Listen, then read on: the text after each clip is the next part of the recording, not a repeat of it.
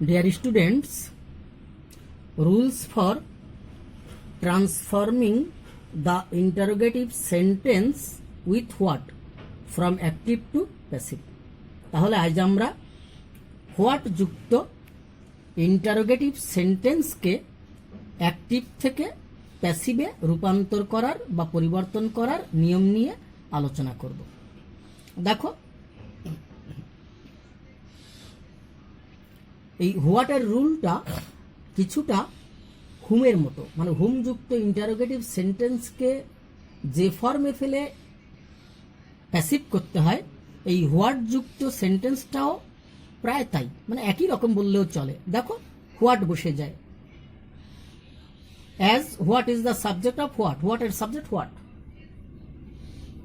তাহলে এত কিছু ভাবতে হবে না তোমাদেরকে, জাস্ট হোয়াট লিখে দাও।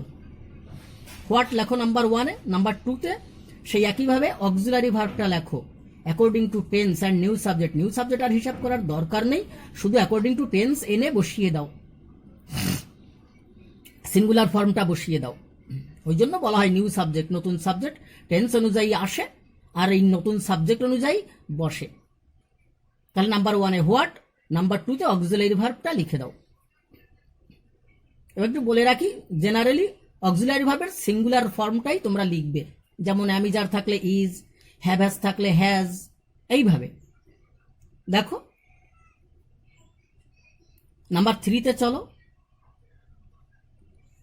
থ্রিতে বসে ভি থ্রি, অর্থাৎ ভার্বের পাস্ট পার্টিসিপেল ফর্ম, মেইন ভার্বের পাস্ট পার্টিসিপেল ফর্ম। নাম্বার ফোরে বসে আদার্স বা রেস্ট বা রিমেইনিং আফটার মেইন ভার্ব। এখানে কিন্তু আফটার অবজেক্ট নয়, আফটার মেইন ভার্ব। তার কারণ এই সেন্টেন্সটার অ্যাক্টিভ ভয়েসের অবজেক্ট হচ্ছে হোয়াট, সে হোয়াট তো সেন্টেন্সের শুরুতেই রয়েছে। এখানে রেস্ট বা আদার্স যে পোর্শনটা বা যে অংশটা, সেটা কিন্তু মেইন ভার্বের পরে থাকে, মেইন ভার্বের পরে থাকে, আফটার মেইন ভার্ব, মেইন ভার্বের পরে থাকে। তারপরে লেখো বাই, তারপরে লেখো সিক্সে লেখো অবজেক্টিভ ফর্ম অফ সাবজেক্ট, অর্থাৎ সাবজেক্টের অবজেক্টিভ ফর্মটা লিখে দাও, সাবজেক্টের অবজেক্ট লিখে দাও, প্লাস কোশ্চেন মার্কটা অবশ্যই দিও। কোশ্চেন মার্কটা না দিলে কিন্তু সেন্টেন্সটা সঠিক হলেও কেটে দেবে। দেখো এক্সাম্পলে চলে যাই। হোয়াট ডু ইউ ওয়ান্ট, তুমি কি চাও, হোয়াট ডু ইউ ওয়ান্ট, এই হচ্ছে মূল সেন্টেন্সটা। আর to write the letters, to write the letter, এটা হচ্ছে আদার্স বা রেস্ট বা রিমেইনিং। তাহলে মূল এইটুকুর ভয়েস চেঞ্জ করতে হবে, হোয়াট ডু ইউ ওয়ান্ট। চলো হোয়াট লিখে দিলাম। নাম্বার টুতে বলেছিল অক্সিলারি ভার্ব লেখো, ডু দেখে বুঝতে পারলাম ডু আর ডাস থাকলে প্রেজেন্ট ইনডেফিনিট হয়। তাহলে আসবে অ্যামিজার, অ্যামিজারের মধ্যে ইজ লেখো, হোয়াট ইজ, হোয়াটটা জেনারেলি থার্ড পারসন সিঙ্গুলার বলে বিবেচিত হয়, তাহলে ইজ লেখো। তারপরে 3 নম্বরে বলেছে ভি থ্রি লেখো, ওয়ান্ট থেকে wanted, want wanted wanted, V three লিখে দিলাম। এবার বলেছে আদার্সটা লিখে দাও। আদার্স হচ্ছে কি টু রাইট দ্য লেটার, এই যে লিখে দিলাম টু রাইট দ্য লেটার। তারপরে বলেছে বাই লেখো, লিখে দিলাম বাই। তারপরে বলেছে সাবজেক্টকে অবজেক্ট করে দাও, your object you, your object you. তারপর বলেছে কোশ্চেন মার্ক দাও, দিয়ে দিয়েছি। আবার এই যে আদার্সটা, আদার্সটা কিন্তু এই এখানেও চলে আসতে পারে। যেমন দেখো আমি একটু বলি, what is wanted by you to write the letter, what is wanted by you to write the letter. তাহলে আদার্সটাকে যেমন আমরা এখানে ভি থ্রির পরেই লিখতে পারি, আবার আদার্সটাকে লাস্টে, অর্থাৎ সাবজেক্টের অবজেক্ট ফর্ম করার পরেও কিন্তু আমরা আদার্সটা লিখে কোশ্চেন মার্কটা দিতে পারি। চলো number two, what have they done for me. তাহলে হোয়াট হ্যাভ দে ডান, এইটুকু হচ্ছে main sentence, what have they done. চলো তাহলে হোয়াট লিখে দাও। তারপরে বলেছে অক্সিলারি ভার্ব লেখো 2 নম্বরে। তাহলে অক্সিলারি ভার্ব কি আসবে, এখানে আছে have has V three present perfect, তাহলে অক্সিলারি ভার্ব আসবে হ্যাভ বিন বা হ্যাজ বিন। হোয়াটের পরে লেখো হ্যাজ বিন, কারণ হোয়াটটা generally third person singular number বলে বিবেচিত হয়। তাহলে subject third person singular number হলে হ্যাজ বসে। তাহলে হোয়াট হ্যাজ বিন। 3 নম্বরে বলেছিল ভি থ্রি লেখো, তাহলে ডান ভি থ্রি অলরেডি আছে, কারণ হ্যাভ হ্যাজের পরে ভি থ্রি থাকে, লিখে দাও ডান। তারপরে আদার্স লিখে দাও ফর মি। তারপরে বাই লিখতে বলেছিল, লিখে দাও। তারপরে বলেছিল অবজেক্টিভ ফর্ম অফ সাবজেক্ট, অর্থাৎ সাবজেক্টের অবজেক্টিভ ফর্ম। তাহলে সাবজেক্ট হলো দে, দের অবজেক্ট দেম, লিখে দিলাম। কোশ্চেন মার্ক দিতে বলেছে, দিয়ে দিলাম, ঝামেলা শেষ। যা যা করতে বলেছে রুলে তাই তাই করে দিয়েছি, কোনো চিন্তা ভাবনা নেই। তাহলে what auxiliary verb has been, V3 done, others বা রেস্ট বা রিমেইনিং হলো ফর মি, তারপরে বাই, তারপর সাবজেক্টের অবজেক্ট অর্থাৎ দের অবজেক্ট দেম কোশ্চেন মার্ক। চলো নাম্বার 3 তে যাই। হোয়াট শ্যাল উই ড্র, তাহলে এইটুকু হচ্ছে মূল কথা, মূল sentence. What shall we draw, আর টুমরোটা হচ্ছে আদার্স বা রেস্ট বা রিমেইনিং।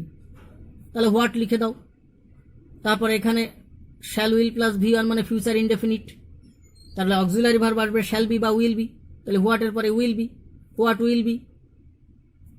ড্রন, ড্রর V3 ড্রন, তারপর আদার্স হচ্ছে টুমরো, তারপর নাম্বার 5 বলেছে বাই, তারপর নাম্বার 6 বলেছে অবজেক্টিভ ফর্ম অফ সাবজেক্ট অর্থাৎ সাবজেক্টের অবজেক্ট লিখে দাও, উই এর অবজেক্ট আস, কোশ্চেন মার্ক দাও, ঝামেলা শেষ।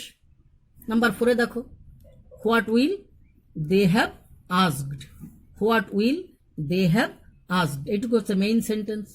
টু অ্যাটেন্ড দ্য ক্লাস, এইটুকু হচ্ছে আদার্স বা রেস্ট বা রিমেইনিং।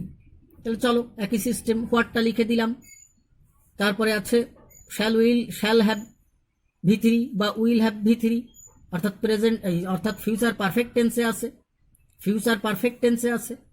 তাহলে অক্সিলারি ভার্ব কি আসবে, শ্যাল হ্যাভ বিন অথবা উইল হ্যাভ বিন, তাহলে হোয়াটের পরে বসে উইল, তাই উইল হ্যাভ বিন লিখে দিলাম। তাহলে what will have bin, V3 তো আস্কড আছেই, তাহলে V3 লিখে দিয়েছি আস্কড, তারপরে বাই লিখেছি, তারপর সাবজেক্টকে ধরে অবজেক্ট করে দিয়েছি, দের অবজেক্ট দেম, আদার্সটাকে এখানে নিয়ে এসেছি টু অ্যাটেন্ড দ্য ক্লাস, তারপরে কোশ্চেন মার্ক দিয়ে দিয়েছি। তাহলে অ্যান্সারটা কি দাঁড়ালো, what will have been asked by them to attend the class. আবার এইটাকেই আদার্সটাকে V3 পরও আমি ঢুকিয়ে দিতে পারি, দেখো what will have been asked to attend the class by them, তাহলে বাই দেমটা আমরা এখানেও আনতে পারি প্লাস কোশ্চেন মার্ক। তাহলে what will have been asked to attend the class by them, তাহলে আদার্সটাকে আমরা যেমন V3 পরে রাখতে পারি ঠিক সেই একইভাবে আদার্সটাকে আমরা এই লাস্টেও আনতে পারি, অর্থাৎ সাবজেক্টকে অবজেক্ট করার পরেও আমরা আদার্সটাকে লিখতে পারি, লিখে কোশ্চেন মার্ক দিতে পারি। চলো নাম্বার 5, তাহলে চলো নাম্বার 5 যাই। What can the boy do, এইটুকু হচ্ছে main sentence, what can the boy do, আর এই ফর হিম এইটুকু হচ্ছে আদার্স বা রেস্ট বা রিমেইনিং।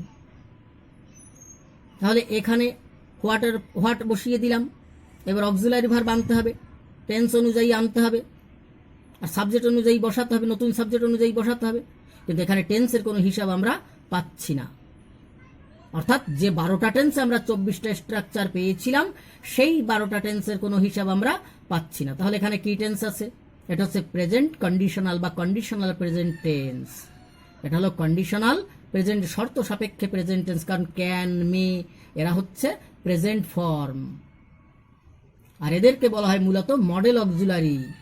এই মডেল অক্সিলারি নিয়ে কমপ্লিট আলাদা একদিন একটু আলোচনা তোমাদের সঙ্গে করব, কমপ্লিট মডেল অক্সিলারি নিয়ে যতটা সম্ভব হয়। দেখো এই মডেল অক্সিলারিকে যদি প্যাসিভ ভয়েসে রূপান্তরিত করতে হয় তাহলে মডেল অক্সিলারিটা লিখে একটা বি লিখতে হয়।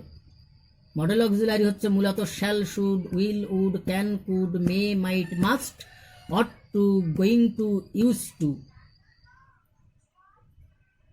Need, be, dare, let, make, help, see, hear, feel. অবশ্যই এদের সিনোনিমগুলো মডেল বলেই বিবেচিত হয়, অর্থাৎ কনসিডার্ড হয়।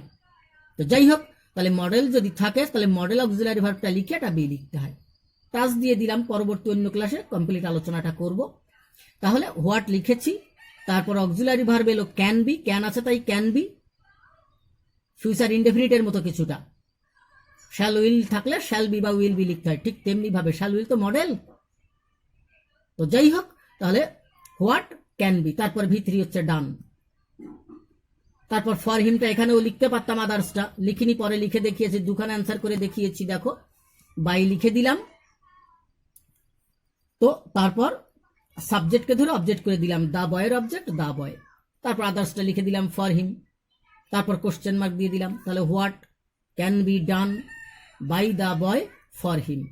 আবার এটাও হতে পারে হোয়াট ক্যান বি ডান, এই যে সেই আদার্স ফর হিম, তারপরে বাই, তারপরে সাবজেক্টের অবজেক্ট দা বয়ের অবজেক্ট দা বয়। তাহলে what can be done for him by the boy, question mark, এটাও হতে পারে। আবার what can be done by the boy for him, এটাও হতে পারে, দুটোই অ্যাকসেপ্টেড। তবে এই যারা কম্পিটিটিভ এক্সাম দেবে তাদের জন্য কিন্তু দ্বিতীয়টা মোস্টলি অ্যাকসেপ্টেড।